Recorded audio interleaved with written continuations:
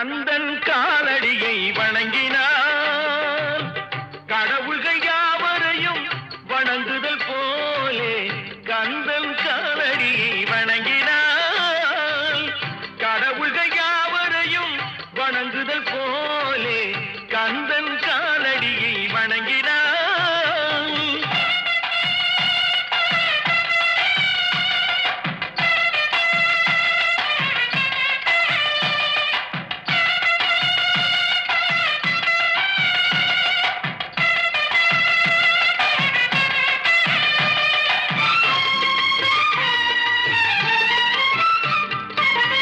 தந்தை பரமனுக்கு சிவகுருநாதன் தாயார் பார்வதியின் சக்திதானே வேலன் சிவசக்திதானே வேலன்.